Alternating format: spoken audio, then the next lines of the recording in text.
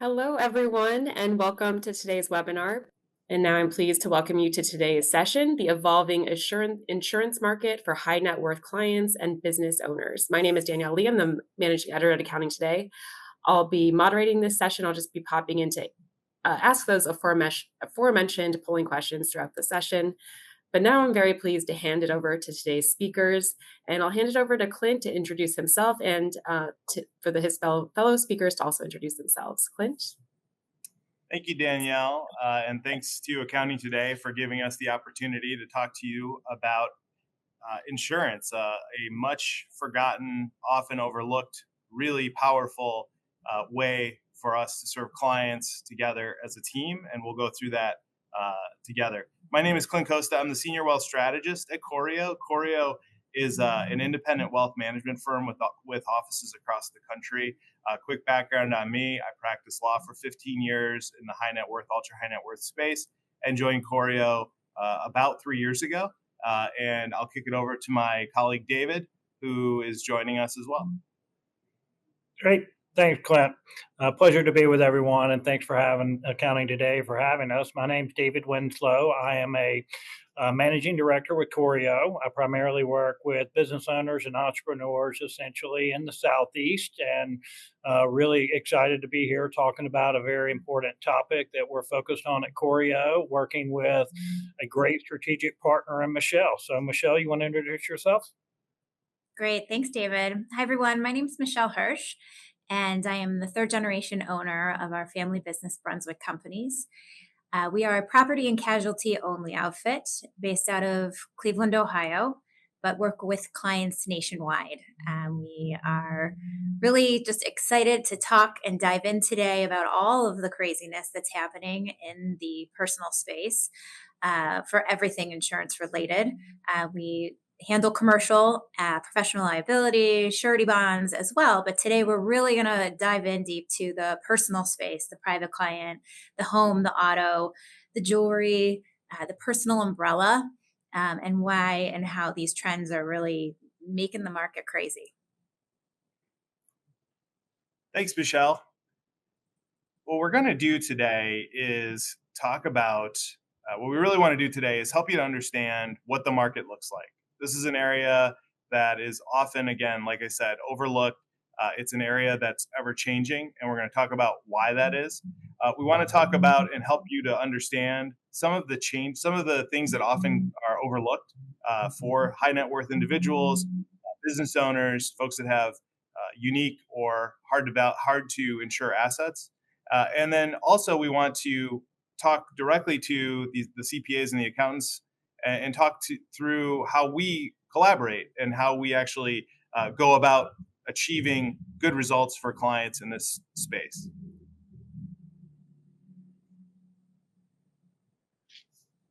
That actually brings us to our first polling question. Danielle?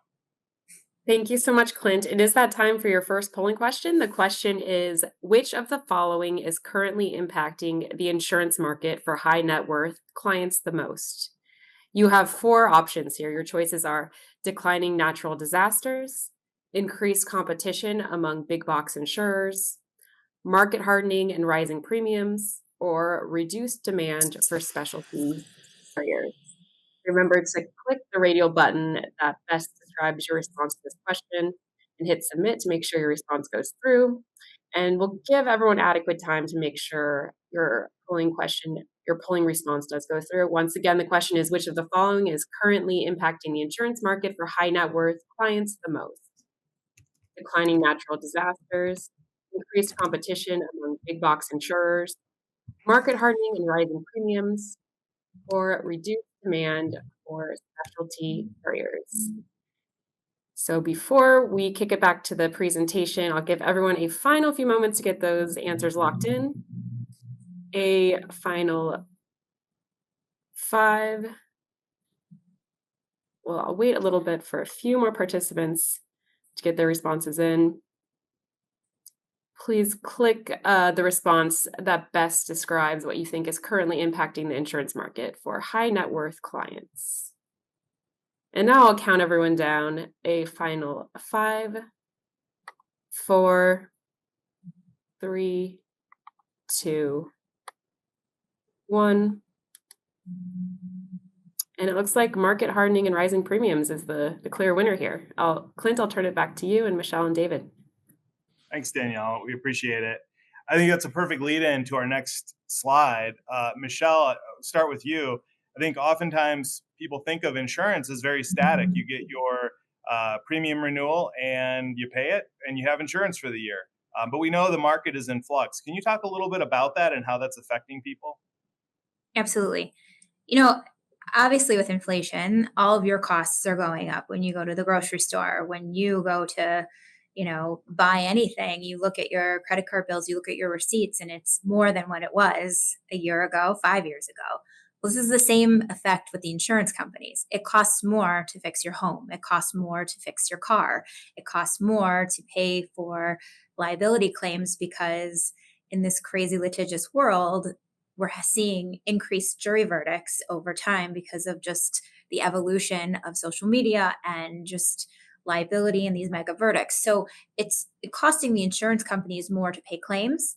And the insurance companies are in the for profit business. So they actually need to turn a profit. So, in order for them to hit their margins, they have to charge higher premiums. In 2024, we saw an average increase on a home policies of 18% and for auto policies 22%. So a lot of people when they got their renewals, if they saw something that was, used to be a 3 or 4 nominal increase year after year, they see a 12% increase and they, say what is going on here? That actually is low in today's hard market. So as these insurance companies continue to try to become more of a profit center, and by the way, the margins are not huge. These insurance companies are not turning huge profits. They just need to cover their costs so they can stay in business. Those that are not staying in business, as we all saw, California and the massive exodus prior to the wildfires of insurance companies pulling out of the state. We saw this in Florida and in the coastal states as well. The underwriting gurus, the technical analytics behind what states are going to be profitable, the insurance companies are trying to get ahead of the game so that they can underwrite the right risks so that they can remain profitable. How this affects our clients is not great because the last thing your client wants is a non-renewal to be scrambling to make sure that they have home insurance prior to the next hurricane season. So premiums across the board, it doesn't matter which carrier you're with, what type of house you have, what kind of car you drive, how many claims you had. You could have the cleanest claim record, no driving issues, perfect credit, no claims, and still see the increase. And in some cases, still see a non-renewal. It's just, that phrase, it's not you, it's me. It's not always you. It's often the insurance companies. David, what are you Yeah. seeing among clients with this hardening market and this insurance market that seems to be very problematic the way that Michelle just described? Yeah, thanks, Clint. I mean, we're a wealth management firm, so we spend a lot of our time talking about a wide variety of issues, right? Estate planning, investment management, tax planning, business succession, et cetera, et cetera. So we're doing all that work, and insurance planning and risk management was always a core part of our expertise, but we actually had to kind of focus to get families to really want to engage and spend time on this. And what's really changed now is that the family demand is actually pushing forward, and they're reaching out a lot more. I mean, auto insurance rates through the roof because of inflation on car parts and services. And, a lot of our clients have homes in hurricane prone areas, whether it be coastal North Carolina, Florida, et cetera. A lot more litigation, like Michelle talked about. And so I can tell from being on the ground level with families that it's a real core issue right now. And so I think it's a great webinar today to try to get people educated and information around how to help them because the family demand and consumer demand is out there, and the market's driving that. Absolutely. And Michelle, obviously last year was just in the news. If you watch the news at all, the number of natural disasters and the extent of those disasters was just astronomical. How do you see last year changing the game in what you do? And maybe I'll then kick it to David to find out how our clients waking up to some of these issues even more so than they were, given the prevalence of some of these natural disasters that we are all so well aware of last year. Yeah, the natural disasters, whether it's really affecting so much of this space in so many ways. There were 27 individual billion-dollar disasters. So think about that. The amount of payouts in the billion-dollar price tag, 27 of them. And in the history of since they've been able to record these numbers, last year was number 2 as far as the largest payout year, but fourth as far as frequency, and as far as total cost, it was the fourth highest. But what's interesting is when you peel back the onion on those 27 to find out exactly what those events were, most people think hurricanes, right? That's what's in the news, or wildfires, because that's what's in the news. In 2024, of those 27, only 5 of them were hurricanes, and only 1 of them was a wildfire. So here you have these convective storms, hail, tornadoes, flash floods. It's just really bad weather that's happening to the entire country. A lot of people in the Midwest think that they're paying higher increased costs because of what's happening on both coasts.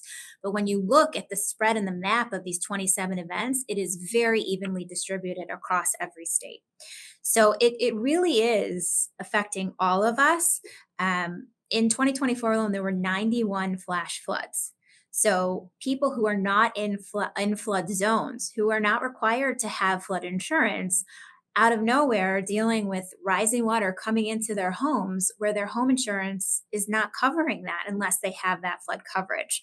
And the top states for those flash floods are not necessarily coastal states: Illinois, Pennsylvania, Connecticut, New Jersey, New York, North Carolina, but they're a little bit closer to the coast. But it's a real concern because most people are seeing weather that they have never experienced before, or think that this is not going to happen to them until it does. Yeah, Clint, I mean, obviously in North Carolina, we just went through Hurricane Helene, and we had multiple families that had both a Florida property and a North Carolina property impacted by the same storm because of the path it took from Florida straight up into the mountains of North Carolina.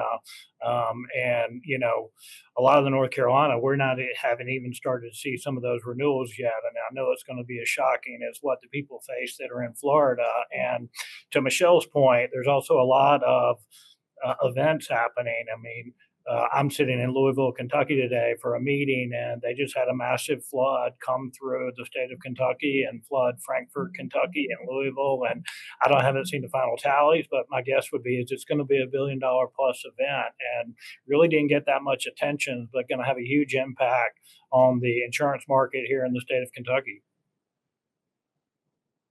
Yeah, that makes tons of sense. And obviously what that then leads to is on our next slide, talking about, for those who are seeking insurance, rising costs and fewer options. Michelle, I'm curious, I know, I've been able to see sort of directly some of these, the new hoops, the new things that insureds have to jump through, including getting multiple quotes, including reaching out to multiple carriers, but even beyond that, doing other sort of underwriting activities to make the insurer comfortable. What are some of those practices, or those the new normal that stick out to you most? Sure. So, as a broker, I hate the term broker. Feels very transactional. We look at ourselves more as a concierge. But, as a broker, when we work with clients and understand their eligibility, we are asking on behalf of the carrier probably triple the amount of questions now. They want to know details about the home that they've never asked before because of the susceptibility to all of these natural disasters. They're also putting in more requirements: alarm systems, automatic water shutoff devices, central monitored, that it's not just going to your phone when something happens, that a third party is actually involved and monitored. Way more exclusions, way more let's just say, not as forgiving when it comes to the number of claims. So it used to be our joke was 3 strikes and you're out, and that's when you could expect to see a non-renewal. Now it's no strikes sometimes, but even just one water loss can kick you out. So understanding the implications of turning in a claim is also something that really need to lean on your broker or professional, because people automatically think that this is what insurance is for. And as soon as something happens, call my insurance person, turn in the claim. And what they don't realize is that that can come back to bite you, not only with the rising costs, but your eligibility. So, what we're seeing here is with these non renewals, with these carriers pulling out of certain states, an emergence of what is called the non admitted market. And the non admitted market, let's back up. Your admitted market are carriers that all of us know and have to file with the states their rates. They have to file their policy language. And if for something were to happen and they weren't financially sustainable, the state comes to the rescue. Non-admitted markets, what we kind of in insurance geek land call like the wild west, they don't have to file these carriers with the state. They can charge whatever they want and they can manuscript their own policies. So in the past, it used to be you wanted to avoid going to a non-admitted market when you can. Now we're looking at non-admitted markets as kind of your only alternative. And a lot of the high net worth carriers, of which we'll talk about in a minute, have now created non-admitted space, non-admitted departments. So while you might not be eligible for their admitted market, you get popped over to their non-admitted market, prices go up, coverage gets a little bit thinner, but you still have that financially sound. You still have that same adjuster from that same high net worth carrier. So you're not just taking some random carrier that you've never heard of and hope that they're around when you need them, but you're dealing with a household name that is a high net worth carrier that has that reputation in the industry that can still help you out. So it's not necessarily you're out, good luck, go off and try to find a solution. A good broker is there to be able to be proactive once you do get kicked out, to be able to find those solutions, explain the differences, and pick the right non-admitted option. But from a trending perspective, the non-admitted markets have seen a huge increase in the last 3 years, and I think this is only going to be the new normal, especially in those states that just continue to be hard to place. California right now, I mean, it is next to impossible. And every day we hear from our carriers that their capacity, their underwriting is changing. Non-admitted is really going to be your only option in certain counties. So it really is an interesting space, changing every day. But the carriers are trying to not just close their doors and say, "Sorry, you're on your own," and then the states have to get involved, but also providing these non-admitted options. So really understanding what it means to go to that non-admitted market is so important. Yeah, David, Michelle's obviously a pro and is doing this all the time, all day, every day, which is why we invited Michelle to come on, because she's so valuable to us here at Corio. Are some of these things that Michelle's talking about, from your perspective, still taking clients by surprise? Yeah, I would say we've had to do a lot of counseling with some families because a lot of our clients aren't used to being told you're going to pay more, have less options, and more exclusions, and no leverage in a negotiation. I mean, most of them became wealthy because they're wired the opposite of that. So we've had to spend a lot of time telling our clients, look, this is just the way the market is right now, and we don't have a lot of choice. And shopping and moving from one carrier to the next or one broker to the next is probably not going to be the right solution here because it's just the way the market is. And so there's been some of that. I think from my perspective, also as a non-insurance, more of a lay person, when Michelle was talking about more exclusions, that's one of the things that really concerns me and makes me want to work with a subject matter expert that's high caliber like Michelle, because what that tells me is that there's going to be unintended consequences and gaps in my client's coverage. And I want to make sure that I'm getting the very best counsel for my clients to make sure that those exclusions don't trip us up. So it just kind of speaks to the importance of working with somebody that really understands what the industry is going through right now and is very well versed on all the options that they have. I agree. Yeah. And Michelle, I think, on to our next slide. One of the surprises I often find is that the definition of what is high net worth, right? It's a very subjective definition depending on what you're talking about. But in the insurance world, high net worth is actually, at what might be viewed as a relatively lower threshold. Do you find that to be true? And at what levels, property ownership, geography, assets, what do you find to be kind of some commonalities around folks who have trouble really placing and getting this appropriate level of insurance? Mhm. The high net worth definition for the PNC space has actually nothing to do with true net worth to be eligible. Most carriers, there's definitely different levers that one can pull to be qualified for high net worth. The first is the primary home. If the primary home has a replacement cost, so not market value, not how much you could sell your house for, but if it burned to the ground and you had to rebuild it from the ground up with new construction costs, true replacement costs, if that's more than 750,000 for certain carriers, some carriers it's 1 million, some it's 2, depending on the state, then that qualifies.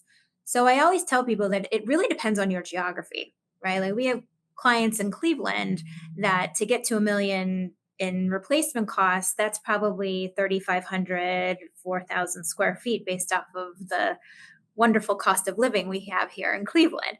We go up to the East Coast or to the West Coast or, down into specific hot urban areas where cost of construction is skyrocketing.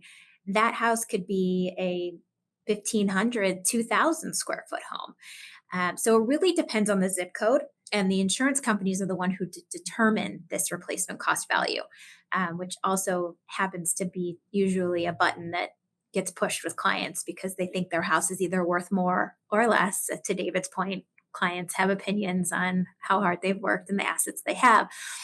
But if it's not necessarily, let's say they've downsized and they're in a condo, or maybe they're in a large city and chose to rent, or just a big home is not their thing. If they have luxury vehicles, if they have a large jewelry schedule, an art collection, if they actually need that umbrella of 5 million or more because of their actual assets, not just current but future earnings, future inheritance. We have several generational families. We work with several family offices where G1 wants to make sure that G3 has umbrellas, even though they're still living technically off of G2's credit card because they just graduated college, but they know what's coming into their future. So it really, we have plenty of business owners who most of their assets are in the business. And what people also very much do not realize is that the business insurance and the personal insurance, there is a very thick line in the sand in between the two. And if you have an umbrella here, but not there, it does not commingle. Even if the business owner, look, I part of a family business, I know that your business is who you are for a lot of business owners, but the insurance companies don't think so. So your protection on the business side is completely irrelevant and will not respond to the personal side. So sitting with business owners and explaining that too can also be a very eye-opening experience because they're probably heavy on insurance in one place and bare on the other. But the high net worth definition, I think the stat is possibly in another slide here, but 70% of high net worth eligible individuals or families are not with a high net worth carrier. So the opportunity out there of people who just don't know what they could have is enormous. Yeah, I would second that. And David, to that point, exactly. I think, part of our job is always to help assess who a client may be working with. And so when do you start to think about, obviously in your practice, you work with business owners, you work with ultra high net worth families, you work with multi-generational families.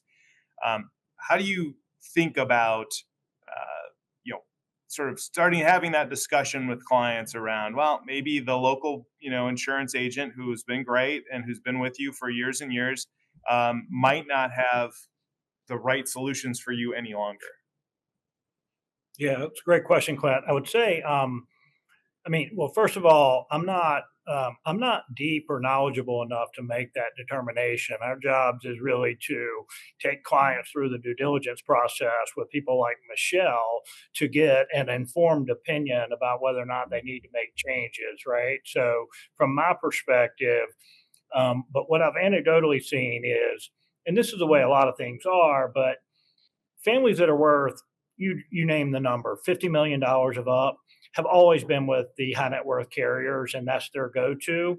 And you have a certain amount of the market that should be with the mainline carriers that you see their commercials on television. I think the real group that Michelle was talking about is that group that's between $5 or $10 million balance sheet and a $50 million balance sheet. That to me is the silent middle that's not getting the right advice that I see. And I think that's why a lot of people that are probably on this call probably are working with those clients that have a balance sheet that looks like that needs to go through the due diligence to figure out, do you have exposure? Do you have the right package, et cetera, et cetera. So I think it's that middle band, Clint, is the band that's really being underserved right now from my perspective. That's great insight. And with that, we are on to our next polling question. Danielle, we'll kick it back to you. Thank you, Clint. The next polling question is, what is the benefit of using HNW-specific insurance carriers? Your choices here are lower premiums regardless of risk, less regulatory oversight, broader coverage and superior claims handling, or faster tax return preparation. So just like the previous question, there's 4 choices you can select from here. Please select the option that you think is the benefit of using HNW specific insurance carriers. And I'll run through those options one more time just so everyone has sufficient time to lock those answers in. Lower premiums regardless of risk, less regulatory oversight, broader coverage and superior claims handling, or faster tax return preparation. I'll give everyone a countdown to make sure those answers go through. Everyone a final 5, 4, 3, 2, 1. And broader coverage and superior claims handling is the 78% there. All right, Clint, back to you and Michelle and David. That's great. And Michelle, before we go off of this, there was a question from Sharon in the chat, in the question Q&A, that I think would be probably a question many people will have. You talked about the non-admitted market. We have a question here that one of the answers was that there may be less regulatory oversight. So does non-admitted mean non-regulated? Yes.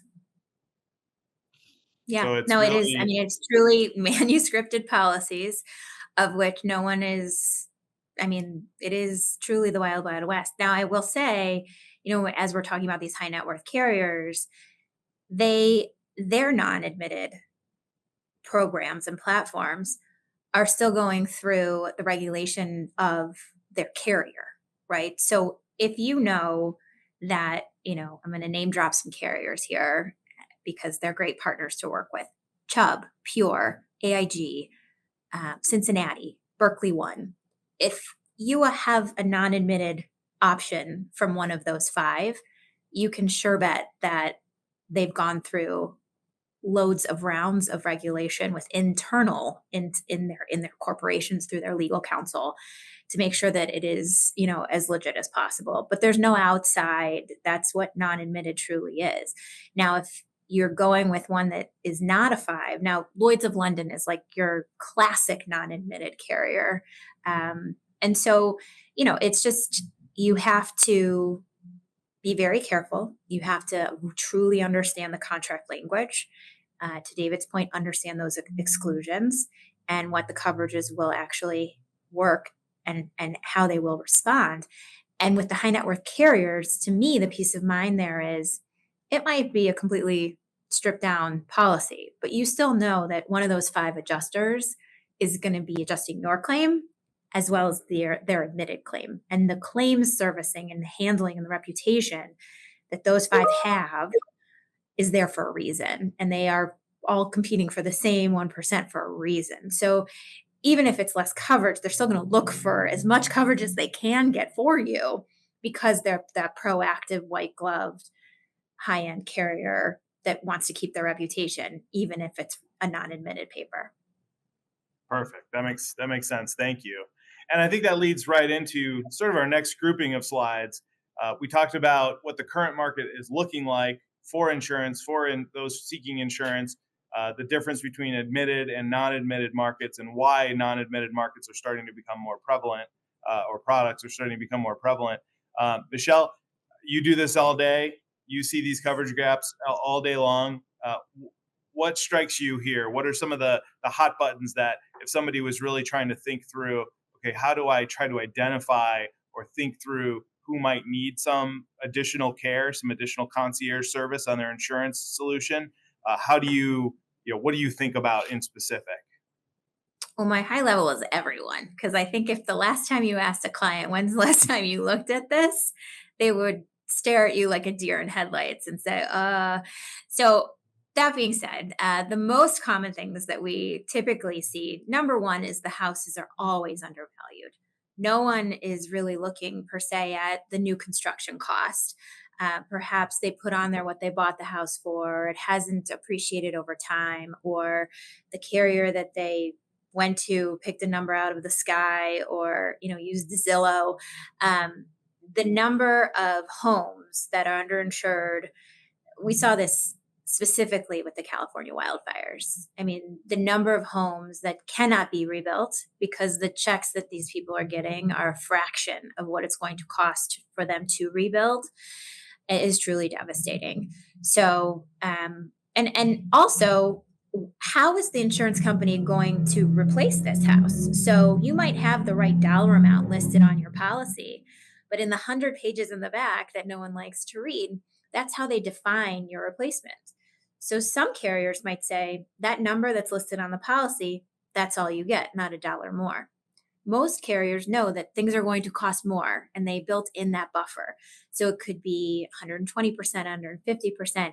The high net worth carriers pride themselves in most states and in most exposures of giving guaranteed replacement costs. And that means the number on the policy is just the number on the policy, whatever it could be. It could be 3 times that number on the policy to actually get you back to the same exact square footage, number of bedrooms, number of baths. They're writing the check. So understanding the right replacement costs and what it actually means is huge. Also, there's so many nuances to a homeowner's insurance policy that when we do our reviews, we go through and people just have these aha moments. What do you mean if my sewer or septic backs up, I have no coverage if my basement floods? What do you mean I can't just take a check and walk? What do you mean I have to go stay in a hotel that my carrier has approved? I don't want to stay in that place for a night, let alone a year and a half until my house is rebuilt, right? So there's so many different coverages that come to light, and it's really an educational aha moment for clients when they go through their actual policies. So the home, for sure, same with the cars. Car people want to take it to their own shop. They want to have original manufactured parts. All of these things are built into the actual coverage explanations of each policy.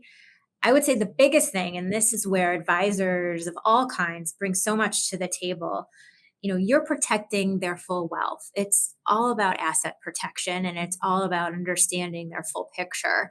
And when it comes to umbrella insurance, that's what's protecting the true nest egg, because the storm could come through and a tree falls on your house. And if you didn't have the right insurance, would it stink to have to write a big check to fix your gutters and redo the siding? Yes. But if, God forbid, something happens where you've injured someone else or a family member has done something where there's this huge verdict, that's real money that is not, that's truly life changing. So that umbrella, having that additional liability to, I always say, build the moat around the assets is huge. And no one's talking about this, right? You have to have homeowners insurance to get a loan, to get a mortgage. You have to show proof of auto coverage to take a car off the lot. no one is requiring proof of or giving any sort of guidance when it comes to umbrella insurance. And that's where I think that the CPA community, the advisor community can really just provide so much insight on what the right amount is, or at least kind of start those conversations. And then lastly, I would say real estate, while it's a hot market and what with the VRBO and Airbnb and people looking at investment properties, a lot of people just don't realize that when you own a rental as a personal, as an individual, and not as a separate company, even if it's in an LLC, but you're technically, it's just a shell company, the insurance companies need to know this. And if you don't disclose that these properties are being rented out and there's a claim, you could risk not having any coverage at all. So we saw this really spike during COVID because when our high net worth families were not necessarily using one of their properties, they said, hey, might as well make some money. People are leaving cities. Let's rent out the house. They didn't think, because this is their first time of renting out their home, to tell their insurance broker. And so, having that constant communication of what things are changing, different assets, how you're maybe gifting things to kids, adult drivers that were kids, you think you're doing them a favor by keeping them on the policy. There's so many different things that we see when we do these reviews that the individual, the client doesn't know or thinks they're doing something as a favor or helping somebody out. And in the end, they're actually creating a huge liability or gap for themselves. So it's a very eye-opening process, and people when we do this, they thank us, but they really thank the CPA or the advisor that made them do this in the first place, because nobody's talking about this. And unless, yes, they see the funny commercials in between, timeouts and on halftime, but first of all, those aren't the right carriers, but also no one's really sitting down to do a comprehensive review. And that's what's so important. Yeah, Michelle, I couldn't agree more. I think that's one of the things that we so often saw in my estate planning and high net worth legal practice. We would transfer an asset, we would do some sort of planning, and the insurance wouldn't follow suit. And sometimes bad things happen. David, what do you see on that? And how do you sort of assess the most common gaps in coverage for clients? Again, we go through and work with great consultants like Michelle. And anecdotally, what I would share is that most families are shocked by the gaps that they have, but also extremely appreciative of the fact that we raised the awareness with them that they even had the gaps. I mean, these are things that they just didn't know. And so, all of those things that Michelle referenced, we see every day.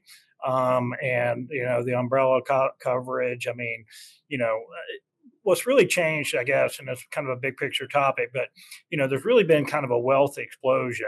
Markets have been up for a long time. People are worth a lot more. Housing, real estate values are up, et cetera, et cetera. And so, as the wealth increased, these gaps naturally have been created that need to be filled. And so, it takes a new approach. It takes due diligence, but clients, this is one of those areas that clients, we get the most appreciation and most value add by bringing this awareness to them. So, it's an important topic. So, thanks, Clint. Thanks, David. And Danielle, I think we have our final polling question. That is correct, Clint. It is time for the next polling question. The question is, what is a common reason CPAs miss opportunities to review client insurance coverage? Your choices here are: insurance reviews are automatically included in tax planning. Most clients have no gaps in their coverage. CPAs often lack a structured process or network of trusted insurance advisors, or insurance markets are too stable to warrant reviews. Again, there's 4 choices here. Please select the one that you best think describes a common reason CPAs miss opportunities to review client insurance coverage. And I'll go through them real quickly again. Insurance reviews are automatically included in tax planning. Most clients have no gaps in their coverage. CPAs often lack a structured process or network of trusted insurance advisors. or insurance markets are too stable to warrant reviews. I'll give everyone a final 5, 4, 3, 2, 1. And CPAs often lack a structured process or network of trusted insurance advisors. Clear runaway winner there. Clear majority. Back to our speakers. Thanks, Danielle. David, I'm going to kick this one to you first. You spent a formative years of your career in the wealth management group of a very large accounting firm. What do you think about the CPA's role in instigating and helping clients to find these solutions, especially given the fact that we know so often the CPA is the client's number one advisor and most trusted sort of day-to-day team member? Yeah, sure. Thanks, Clint. I would say, well, first of all, I think it's most CPAs that I've known and worked with are reluctant to talk about areas that fall out of their subject matter expertise because they think they're supposed to know all of the answers to all questions. And so I think it's an area that they're just hesitant to bring up because they're concerned about um, not knowing the underlying information. And so we try to tell the CPAs that we work with, you don't have to have all the answers. You just need to understand if the client has a significant balance sheet or a complex balance sheet, we need to get a review done. And you'll be able to participate in the review, listen to all the content, et cetera, et cetera. So to me, that's the main reason, Clint. Thanks, David. Michelle, what do you see when CPAs are, sort of getting involved in this, or how do you coach CPAs who are interested in trying to help their clients in a more fulsome, way, and add value to their clients and really help them to get the best counsel possible? What do you see among CPAs in terms of both some of the gaps, but also some of their best practices, maybe that you've seen in your career? No, I think it's just there's CPAs have so much to do for their clients and juggling all of those balls, then it's just PNC is just not a priority because it doesn't affect necessarily all of the other things that they are, trying to keep in line and impress their client with. I would just say that this is something that when it's out of sight, it's out of mind. And being reactive is what we typically see when someone comes to a CPA saying, "Hey, do you know anyone?" or "I've got this issue." But it's really about being proactive. This is a great thing to bring up during non-tax season, or when you just want to show value to the client. When you, as a touch point, it's just something else to get in front of to create value. But it has to be like I joke, like put a post-it on your screen that says PNC review because it's not top of mind. And the most successful firms that do this make it part of the planning process or part of their checklists or part of their onboarding process because it's not just it doesn't come naturally. And I get that, but when it is part of it, the value it's there and the client really appreciates it. Absolutely. And we know from some of the prior conversation that we've already had that specialty carriers are often a better fit for high net worth clients and that they're really not using them, right? So a CPA who is even aware that such a thing exists, that there are high net worth, there are specialty carriers that do focus and offer additional solutions really to this base of clients and what sort of asset levels, as we talked about, what that means, they can be a little bit more probably feel a little bit more comfortable, to David's point, in being a little bit more proactive on this point. And at the end of the day, we believe, I think we all believe on this call, and hopefully everyone that's listening, that a team approach is the right approach, especially as you get into those high net worth, more complicated clients, especially with business owners.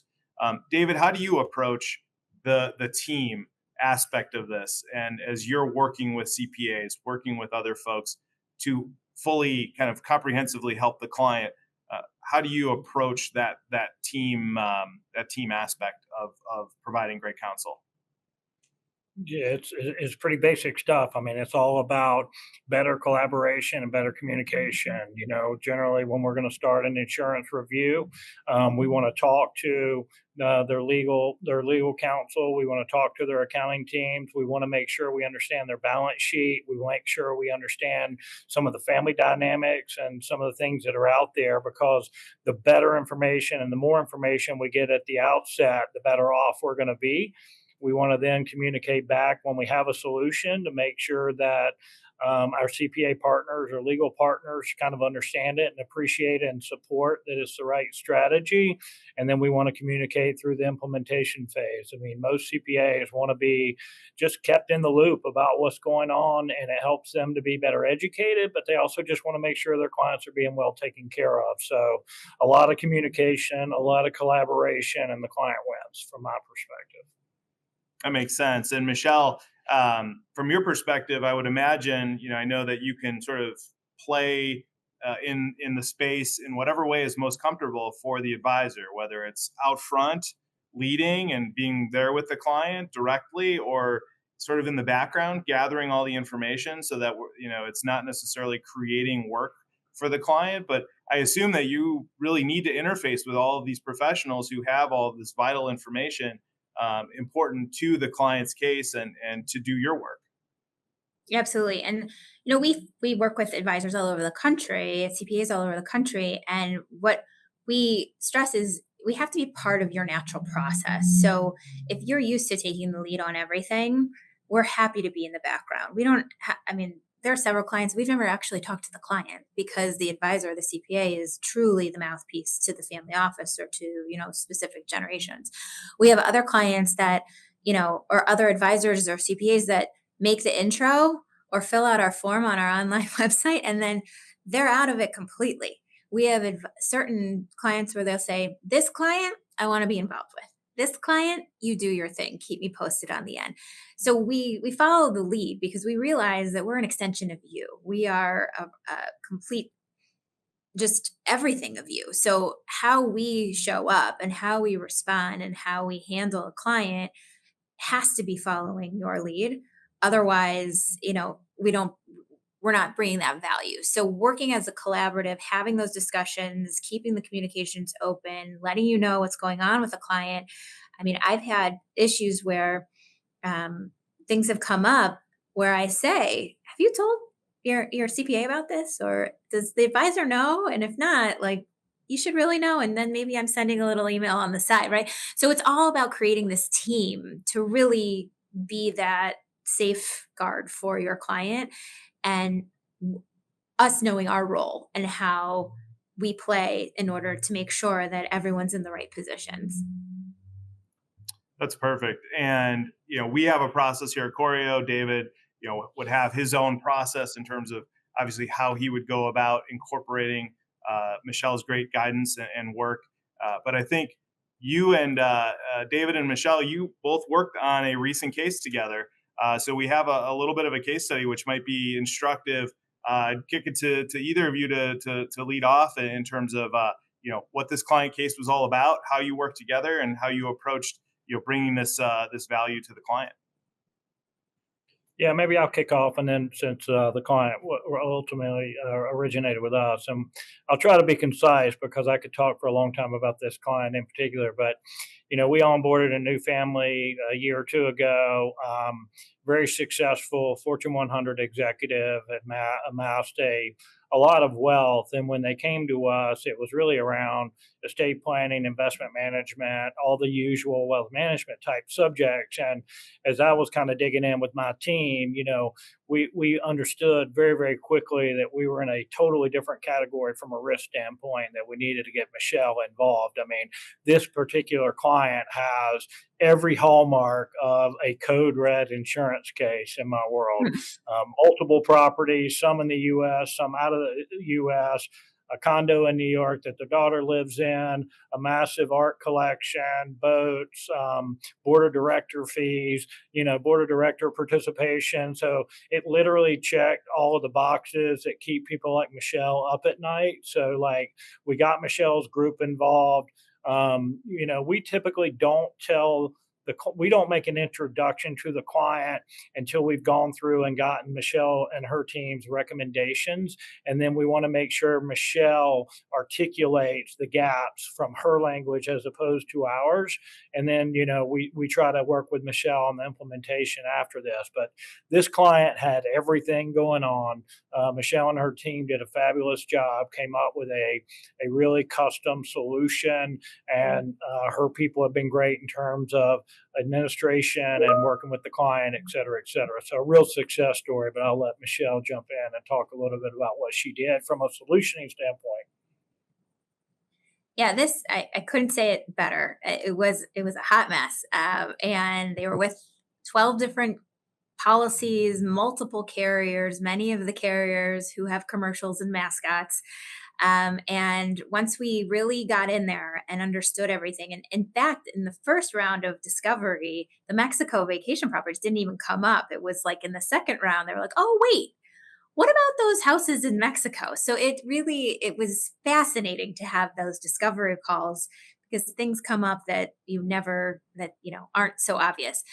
And when we went out to our high net worth carriers and presented this, there are a couple options. You can sit there on their websites, as many brokers do, and input all of the information and see what happens from the carrier websites, whether or not you get what rate, if it's declined, if there's claims involved. But what we do, and what any good broker should do, is pick up the phone and call all of the different carrier underwriters and tell the story. Explain who these people are, explain the assets, explain where it came from, that it was a Corio client, that, who these people really are, the frivolous claims that were on their record should not count against them, and here's why. So we had several different high net worth carriers that were interested in the entire package. And we came back with a very comprehensive review. And this is my favorite part. First, of course, we went through it with David, but then to sit down and go through it with the client and explain line by line for each property, each coverage, each different policy, what they have compared to what they could have, what they should have, what they, really should strive to have. And, there was some loyalty to some of those carriers and some of those local brokers. And we start every conversation with, this is not a sales pitch. If you want to take this and go back to your carrier and try to fill these gaps, great. We're here to just breathe a value add to show what this is and what you could do. They ended up switching. We put everything with one. They were so glad to not have to pay 12 different policy. I mean, they must have been paying an insurance bill every week, right? So everything was consolidated. And I think with all of this, it ended up being very little more. And even sometimes when we do this and we take someone from a middle market carrier to a high net worth carrier, it ends up being less. So it's not you get what you pay for in this industry. It is very fascinating when we do these reviews, what happens from a coverage and a premium standpoint. Yeah, and I have to say, having seen that side by side comparison that Michelle creates, it is utterly mind blowing when you look at it and you start, as a non-insurance expert, you start to even think about the fact that there are multiple ways that any given point of an insurance policy can be handled. And it's likely that from a big box insurance perspective, it's handled in the way that is most cost efficient, not necessarily the way that is best for a client who doesn't want to stay in a dingy hotel if their house burns down, and who can blame them. David and Michelle, we're coming up towards the end. Any key takeaways before we kick it back to Danielle for a question? I just Go think ahead, it's so Michelle. important. Yeah, I would just say I just think it's so important to ask the question, when's the last time you've had this reviewed? And it costs nothing to do it. It really doesn't. So even if going through the process, in my 21 years of doing this, the times in my hand that I can count that says you shouldn't change anything and you are good where you are, it is so worth the process to just go through the complimentary review to find out what your clients have. Yeah, I mean, I would just tell all those practitioners that are out there, um, this is critically important for your clients. Probably the most critical thing you can do to create a moat around their assets, and it start to go through, try a few cases with a team like Michelle's, and I think it will validate that what you're doing is the right thing. And when you see the reaction that you get from your clients, how much better they feel and how much better you feel once you engage in this process. So just give it a shot. Sounds extremely basic, but that's just what you have to do. Thank Thanks, you. Clint. With that, Danielle, we'll kick it back to you. I know you have a question. I know we have some open questions, and we will follow up with everyone who doesn't get their question answered. But Danielle, I believe you have a question that we can get to with the remaining time. Yes, thank you all for inputting these questions. I know we have limited remaining time to get to them, but one that should be a quick one is someone is asking if you can please list the 5 carriers again. Sure. Really. This is a commercial and I'm going to offend those that I'm not. Okay. Chubb, Pure, AIG, Cincinnati, and Berkeley One. There are other carriers that have middle market platforms as well as a high net worth platform. So it's a little bit different. But when we're talking about those that can play in these larger spaces that only deal with high net worth type of clientele, those are the 5. Great, thanks, Michelle. And then another question we had come in. What do you do in a state like Florida where there are few insurance companies writing homeowners insurance and flood insurance policies? Have you ever had that question before, Michelle? Never. Does that come up at all? Oh, goodness. Only 9.4 times a day. No, I think that Florida is a challenge. However, I would say in right now today, as we sit here, California is absolutely more challenging than Florida. Florida, I was just at a Pure conference actually, and the president of Pure got up there and said, "We want back in Florida. Send us your Florida risks. Here's why." Certain risks, right? So newer construction that is built with the building construction to withstand these storms that are of size. So clients that are paying, multiple millions of dollars for these fortresses know that they're going to pay 20, 30,000 in premium. So the expectation of what they're going to pay versus what they're going to charge has leveled out. So that's, I'd say, number one, newer homes, larger construction, the right type of client, we actually don't have that hard of a time sometimes finding the issue, the coverage. The issue stands with the smaller homes, the older homes, homes where perhaps that's their only home, their primary. It always helps when they have a house in the burbs of Chicago or, a house in Cleveland, and then they also have the house in Boca, right? So that offsets the overall exposure. The other thing we're seeing a lot of, and, it takes a bold mindset, but super high deductibles, like a 25% wind deductible. So think like round numbers, $1 million house, 25% of that is what you're taking on as your deductible. Or clients who have no mortgage on the property. So no one's actually mandating them to have hurricane coverage. They've withstood so many of these storms. They're saying, take it off, X wind. We're going to just insure for property and the same coverages that I have in my Chicago home. So it's a bold choice, but I will tell you, I just did one yesterday and the premium went from 37,000 to 12,000 as soon as they took off the hurricane coverage. So I would say it takes creativity. It takes an understanding. It takes newer is better, larger is better. And in Florida, when we don't have an option through Brunswick, we have friends. We have friends that are brokers down there that we can trust. And we know that they're selling policies that are worth the paper it's printed on, because there's a lot of shysters down there that it's scary. So if you are thinking about buying something in Florida, I would consult your broker before you purchase. We've had several clients walk away from certain deals, and just, stay ahead of the game and plan appropriately. Great. Thank you, Michelle. And the contact information is on your screen now to follow up and continue the conversation with all of our great speakers today. I want to thank Clint, David, and Michelle for an informative presentation, and I want to thank you all for joining us today. Thank you all so much. Thank you. Thank you. Thank you.